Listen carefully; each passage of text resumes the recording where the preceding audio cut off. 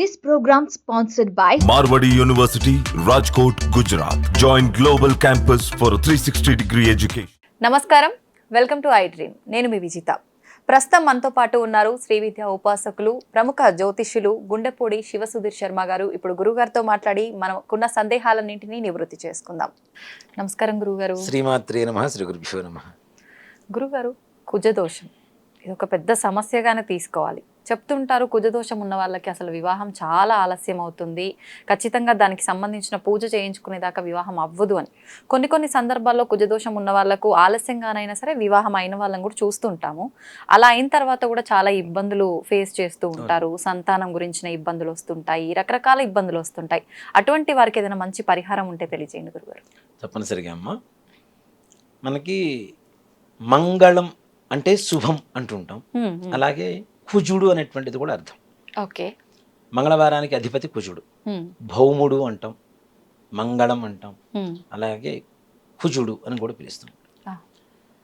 ఎవరికైతే కుజదోషం ఉంటుందో వారికి వివాహం, సంతానం, వివాహమైన తర్వాత కుటుంబపరమైనటువంటి చికాకులు, అలాగే ఆర్థికపరమైనటువంటి చికాకులు, ముఖ్యంగా భర్త యొక్క అనారోగ్య పరిస్థితి, ఆయుష్ విషయాల్లో కూడా చాలా వరకు సమస్యలు ఎదుర్కొంటూ ఉంటారు, ప్రాబ్లమ్స్ వస్తూ ఉంటాయి.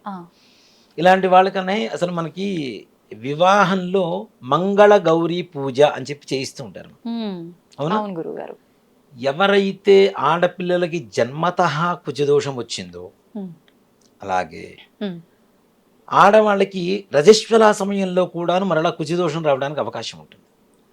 ఆ టైంలో కూడా మంగళవారం రజస్వలైన, కుజ నక్షత్రాల్లో రజస్వలైన, అలానే వాళ్ళు పుట్టినటువంటి లగ్నాన్ని బట్టి ఉండేటువంటి గ్రహస్థితి రజస్వల సమయంలో కూడా, అందుకనే వాళ్ళకి రెండవ జన్మ కాబట్టి వాళ్ళకి తప్పనిసరిగా శాంతులు అవి కూడా చేయిస్తూ ఉంటారు. మంచి నక్షత్రమా కాదా అని చెప్పి చేయిస్తూ ఉంటారు. అది కూడా రెండో జన్మతో సమానం కాబట్టి అక్కడ కూడా కుజదోషం మరలా ప్రారంభం కావడానికి అవకాశాలు ఉంటాయి. జన్మతః లేకపోయినా ఈ సమయం నుంచి ప్రారంభం అవుతూ ఉంటాయి. ఇవన్నీ పోవడం కోసమనే మనకి వివాహంలో మంగళ గౌరీ పూజ. మంగళము అంటే కుజుడు, గౌరీ అంటే దీర్ఘ సౌమంగళ్యగా ఉండేటువంటి ఆశీర్వచన ఇచ్చేటువంటి పార్వతి అమ్మవారు. ఈ అమ్మవారికి పూజ చేయటమే ఆ యొక్క మంగళగౌరి పరమార్థం అదే. దానికోసమనే వీళ్ళకి ఏదన్నా సమస్యలు ఉన్నా, అలాగే నిజంగా ఒక మాట చెప్పాలి అంటే ఆడవాళ్ళకు ఉండేటువంటి సమస్యలు ఏవైతే ఉంటాయో అవి కూడా సంతానానికి తప్పనిసరిగా అభ్యంతరం పడుతూ భంగం వాటిల్లుతూ. ఇలాంటివన్నీ కూడా పోవడం కోసమనే వివాహ కాలంలో మంగళగౌరి పూజ చేస్తాం. ఇప్పుడు అది కొంతమంది మాత్రమే చేస్తున్నారు, కొంతమందికి చేయటం లేదు. అసలు నిజంగా ఒక మాట చెప్పాలి అంటే విధానం అనేది ప్రతి ఒక్కళ్ళకి ఒకటే. మంగళగౌరి పూజ తప్పనిసరిగా చేయాలి, చేస్తేనే దీర్ఘ సౌమంగళిగా ఉంటారు, అలాగే సంతాన యోగం ఉంటుంది, అలాగే వివాహపరమైనటువంటి విషయాలు అంటే వివాహం అయిన తర్వాత కుటుంబంలో వచ్చేటువంటి చిక్కులు చికాకులు ఏవైతే ఉంటాయో అవి కూడా తొలగిపోతాయి. అలాగే ఇప్పుడంటే మనం ప్రతి ఒక్కటి ముందుకు తెలుసుకుని వెళ్తూ ఉన్నాం. పూర్వకాలంలో వరుడికి ఆరోగ్య పరిస్థితి ఏంటనేది సంపూర్ణంగా మనం తెలుసుకోకుండానే కొంతమంది పెళ్లిళ్ళు అయిపోతూ ఉంటాయి. వివాహం అయిన తర్వాత తెలుస్తుంటుంది వాళ్ళ ఆరోగ్య పరిస్థితి బాగాలేదు, ఎక్కువ కాలం బతకడం, ఇలాంటివన్నీ కూడా తెలుస్తుంటాయి. ఇలాంటివన్నిటికీ ముందుగా ఆలోచించి పెట్టినటువంటి విధానమే మంగళగౌరి పూజ. ఇప్పుడు వివాహంలో గౌరీ పూజ అంటారు, అదే మంగళగౌరి పూజ. గౌరీ పూజ, గౌరీ పూజ అంటారు. అసలు మంగళగౌరి పూజ అసలు ఆ పూజ పేరు. దాన్ని షార్ట్ కట్ చేసి గౌరీ పూజ, గౌరీ పూజ అంటున్నాం, కానీ మంగళగౌరి పూజ అంటారు. అంటే మంగళం అంటే కుజుడు అని చెప్తున్నాం కదా, అందుకని.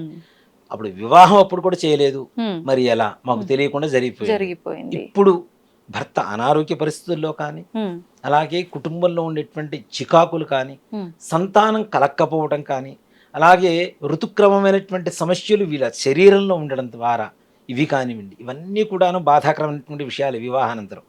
అలాగే ఆర్థిక పరమైనటువంటి విషయాలు కూడా, భర్త సంపాదిస్తుంటాడు, ఖర్చు అయిపోతూ ఉంటాయి, ఇంట్లో భార్యాభర్తలు ఇద్దరు కష్టపడ్డా కూడా చివరికి మిగలకుండా వెళ్ళిపోయేటువంటి పరిస్థితులు కూడా ఉంటాయి. ఇలాంటి వాళ్ళందరికీ మంచి చక్కటి పరిష్కారం రాబోయేటువంటి శ్రావణ మాసం. శ్రావణ మాసంలో మంగళవారం వస్తూ ఉంటుంది. శ్రావణ మంగళ గౌరీ వ్రతం అని చెప్పి చేస్తుంటారు. అంటే ప్రతి మంగళవారం అయినా చేసుకోవచ్చు, ప్రతి మంగళవారం చేయాలి తప్పనిసరిగా. 5 మంగళవారాలు వస్తాయి, 5 మంగళవారాలు, 4 మంగళవారాలు వస్తే 4 మంగళవారాలు చేయాలి. ఇది కూడా ఎవరన్నా వ్రతం చేస్తున్న వాళ్ళ దగ్గర మనం తెచ్చుకోవాలి తప్పనిసరిగా. అంటే వారి ద్వారా ఏదైనా తాంబూలం తీసుకొని వ్రతాన్ని స్వీకరించాలి. అంటే దీపావళి నోములప్పుడు ఎట్లయితే తీసుకుంటారో అలాగా. చేస్తుంటారో ఒక సబ్జెక్టు దీపావళి నోములు అనేటువంటిది దీపావళి నోములు కావవి. అసలు దాని పేరు వేరు, దాని విధానం వేరు, దాన్ని మార్చేశారు మన వాళ్ళు. కానీ దాని తర్వాత చూద్దాము. అంటే ఈ అమ్మవారి గురించి ముఖ్యంగా చూద్దాం. ఈ మంగళగౌరి వ్రతానికి ఎవరి దగ్గర వ్రతం చేసుకుంటూ ఉంటారు కదా, వారి దగ్గర నుంచి తాంబూలం తీసుకొని వారి దగ్గర నుంచి ఆ పుస్తకం, మంగళగౌరి వ్రతానికి సంబంధించినటువంటి పుస్తకం ఉంటుంది. నిజంగా పూర్వకాలంలో ఆడవాళ్ళకి 64 రకాల వ్రతాలు ఉండేవి. ఇప్పుడు వరలక్ష్మి వ్రతం ఒక్కటే తెలుసు. సత్యనారాయణ స్వామి వ్రతం, కేదారేశ్వర వ్రతం, లేదంటే వరలక్ష్మి వ్రతం, ఇవి మాత్రమే తెలుసు చాలా మందికి. ఇప్పుడు మనం చెప్పింది ఇందాక సంకష్టహర చతుర్థి వ్రతం, ఇలాంటి వ్రతాలు మాత్రమే తెలుసు. కానీ 64 వ్రతాలు ఉంటాయి. పెళ్ళైన దగ్గర నుంచి రథసప్తమి, వివాహమైనటువంటి సంవత్సరంలో రథసప్తమి ఏ రోజైతే వస్తుందో ఆ రోజున మొదలు పెడితే మరలా రథసప్తమి వరకు కొన్ని వ్రతాలు పూర్తి చేసుకోవడం, మరలా రథసప్తమి మరలా కొత్త వ్రతాలు మళ్ళీ స్వీకరించడం. ఆ రోజున అంటే ఆ రోజున ఏదైతే మనం స్వీకరిస్తామో సిద్ధిదాయకమైనటువంటి రోజు, ఆ రోజు సిద్ధిని కలుగు చేస్తుంది రథసప్తమి రోజున. అందుకనే బ్రాహ్మణులు కూడా ఎవరన్నా గురువు గారి దగ్గర ఒక మంత్రోచ్చారణ, మంత్రోపదేశం తీసుకోవాలంటే తప్పనిసరిగా రథసప్తమి రోజున చాలా విశేషం. అలాగే దసరా రోజు, విజయదశమి రోజు, అలాగే గ్రహణం రోజున కూడా తీసుకుంటూ ఉంటారు. గ్రహణం రోజున ఈ వ్రతాలు మాత్రం స్వీకరించకూడదు. అలాగే మహాశివరాత్రి రోజు, మహాశివరాత్రి రథసప్తమి రెండు మాఘమాసంలోనే వస్తాయి మనకి. కాబట్టి అలాంటి రోజుల్లో ఈ వ్రతాన్ని స్వీకరించి మరలా సంవత్సరం వరకు ఆ వ్రతాలు చేసుకోవాలి. వీటిలో 64 వ్రతాల్లో ఎన్ని రకాల వ్రతాలు ఉంటాయో అన్ని రకాల వ్రతాలు ఉంటాయి. చిత్రగుప్తుల నోమని, అలాగే లక్షవత్తుల నోమని, అలాగే పువ్వు తాంబూలం, చిట్టి కుంకుమ అని. అంటే ప్రతిరోజు ఒక ముత్తైదుకు వెళ్ళి బొట్టు పెట్టి కాళ్ళకు పసుపు పూజటం, కొద్దిగా పసుపు ఏవైతే ఉంటాయో చిన్న చిన్న ఆకుల మీద, తమలపాకు మీద ఒక 11 చిన్న చిన్న పసుపు ఇట్లా ముద్దలు పెట్టేసుకొని వారికి దానం ఇచ్చి రావటం. అలాగే బొట్టు పెట్టి రావటం, చిట్టి బొట్టు అంటారు, చిట్టి బొట్టు నోము అంటారు. అసలు ఇవన్నీ జనాలకు ఎవరికి తెలియదు కూడా. నిజంగా మాట చెప్పాలంటే మనం ఒక టాపిక్ చేసుకుందాం గురుగారు. 64 వ్రతాలకి ఒక్కొక్క వ్రతానికి కూడా చక్కగా చేసుకుంటూ వచ్చు. పువ్వు తాంబూలం అంటారు. ప్రతిరోజు ఒక పుష్పం తాంబూలంలో పెట్టి ఒక ముత్తైదుకి ఇచ్చి రావటం. 16 గుమ్మడి పండ్ల నోము, 16 పండ్ల నోము, ఇట్లా 64 రకాల వ్రతాలు ఉన్నాయి.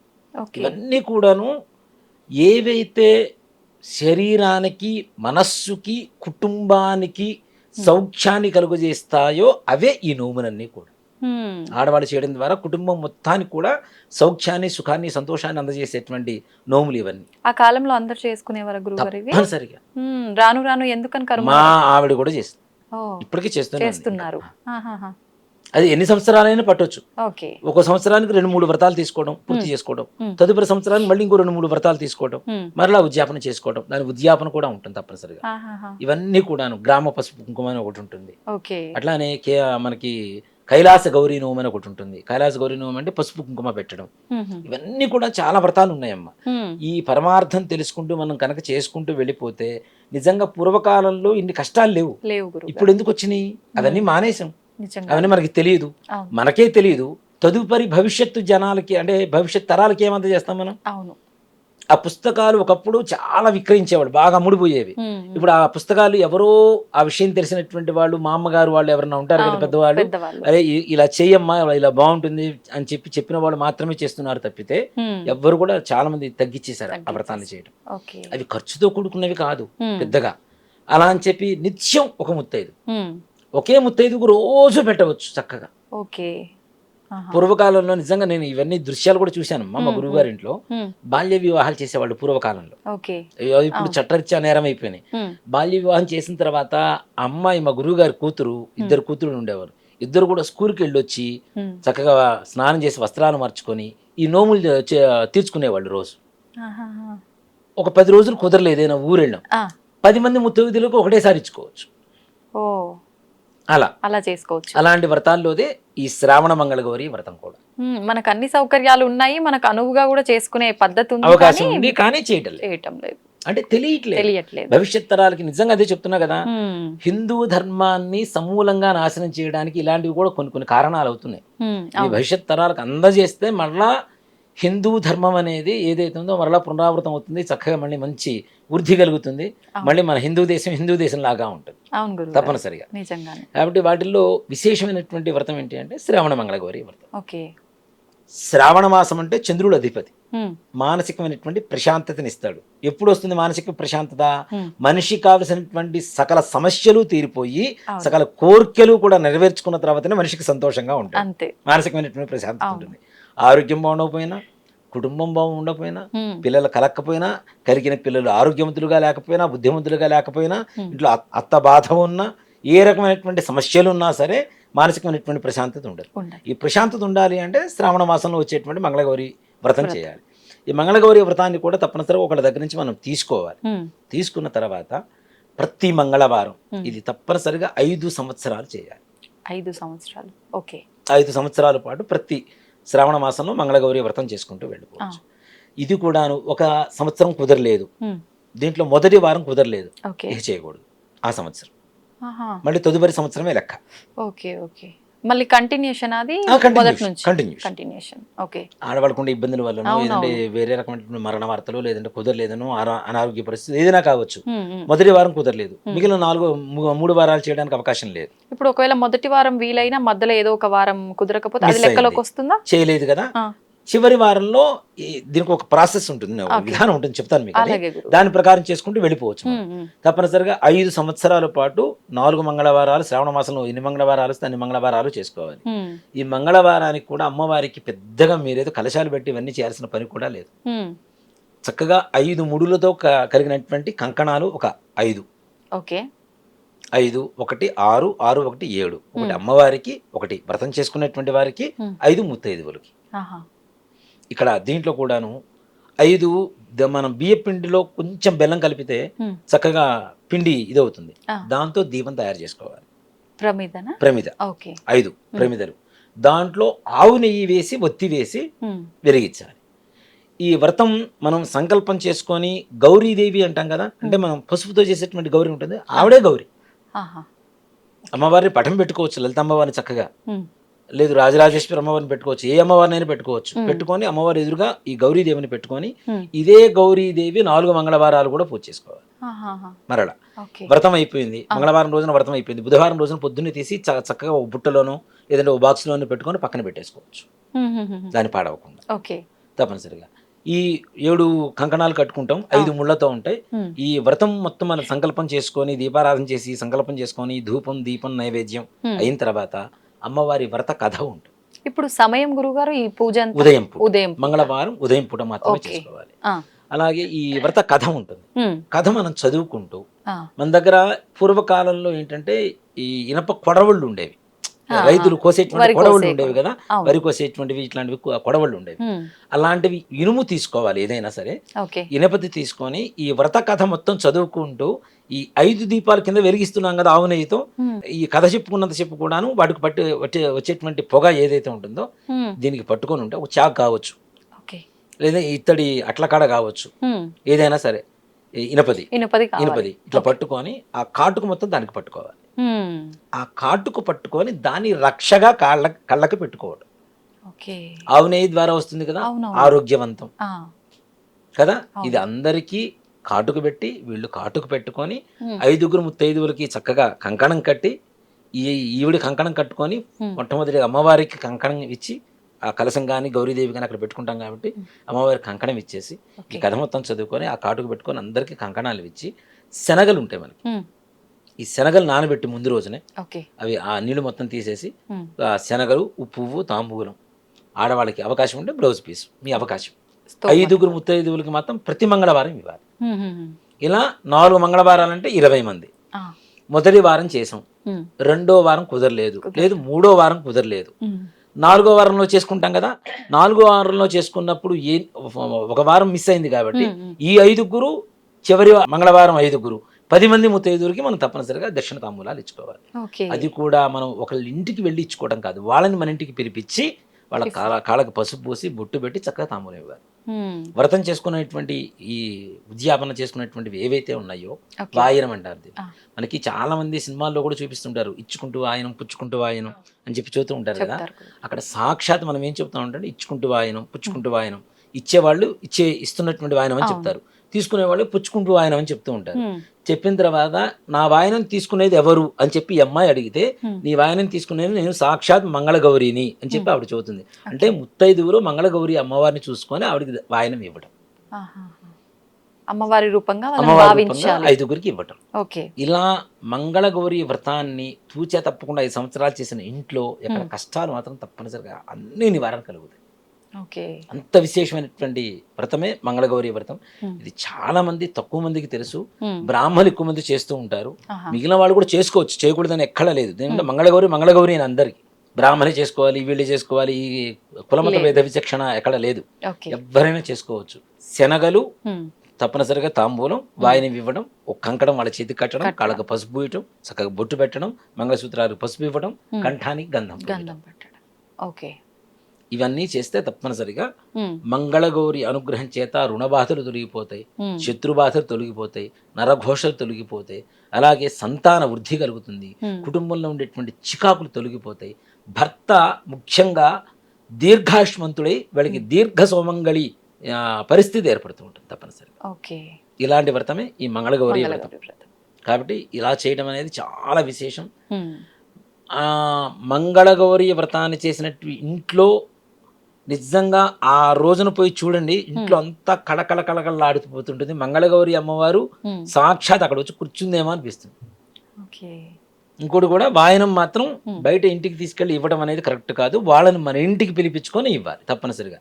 మన ఇంట్లోనే మంగళగౌరి అమ్మవారు సాక్షాత్ ఎదురుగా ఉంది కాబట్టి ఆవిడ ఎదురుగానే వాళ్ళ స్వరూపంలో వాళ్ళకి వాయనం ఇవ్వడం అనేది మాత్రం విశేషం. ఇలా 5 సంవత్సరాలు పూర్తయిన తర్వాత అప్పుడు ఉద్యాపన ఉంటుంది. ఉద్యాపన అంటే 5గురు లేదా 11 మంది ముత్తైదుని పిలుచుకోవడం, వాళ్ళకి అవకాశం ఉంటే మన దగ్గర స్థితి ఉంటే తప్పనిసరిగా వస్త్రాలు పెట్టడం. 5 సంవత్సరాలు చేస్తే వస్త్రాలు కాదు, వాళ్ళకి సువర్ణమయమైనటువంటి రత్నాలు ఇవ్వడానికి కూడా అవకాశం కలుగుతుంది తప్పనిసరిగా గౌరీ అమ్మవారి అనుగ్రహం చేత. కాబట్టి వాళ్ళకి ఇవ్వగలిగినటువంటి వాళ్ళకి ఇచ్చేసి భోజనం పెట్టి చక్కగా ఉద్యాపన చేసుకోవడం అనేది విధానం. ఓకే. ఉద్యాపన అంటే ఇంకా ఓన్లీ వాయనం ఇవ్వటమే, భోజనం, భోజనము 5వ సంవత్సరం పూర్తయిన తర్వాత. 5 సంవత్సరాలు పూర్తయిన తర్వాత మనం చేసుకోమా అనేది మన అవకాశం.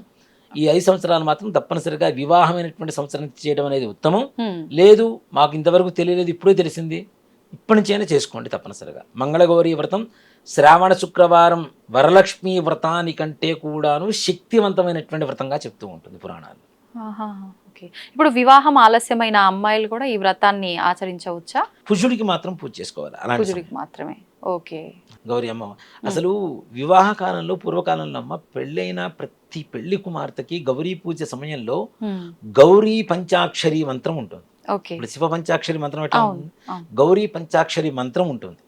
ఆ మంత్రాన్ని ఉపదేశించేవాడు చక్కగా, అది జపం చేసుకుంటూ ఉండేవాడు. దానివల్ల కుటుంబం వృద్ధి జరుగుతూ ఉండేవి. అవన్నీ పోయినాయి కదా, కనీసం ఇవి చేయడం ద్వారా అయినా సరే మంచి కలుగుతుంది. శ్రావణ మాసంలో 4 మంగళవారాల పాటు 5గురు ముత్తైదు మన ఇంట్లోకి వస్తే ఎంత కళగా ఉంటుంది మనకి. వాళ్ళ ఆశీర్వచనం ఎంత ఆనందంగా ఉంటుంది. ఈ 5గురిని పిలిచి మనం చేసుకోవడం ద్వారా మనం చేసుకునేటువంటి వ్రతం ఈ 5గురికి తెలుస్తుంది. ఈ 5గురి దగ్గర నుంచి ఒక్కొక్కళ్ళ దగ్గర నుంచి 5గురికి తెలుస్తూ ఉంటుంది. తద్వారా కూడాను మంగళగౌరి అనుగ్రహం అని మనకి తప్పనిసరి కలుగుతుంది. ధన్యవాదాలు గురుగారు, చాలా చక్కగా వివరించారు. శ్రీమాత్రే నమః. శ్రీ గురుభ్యో నమః.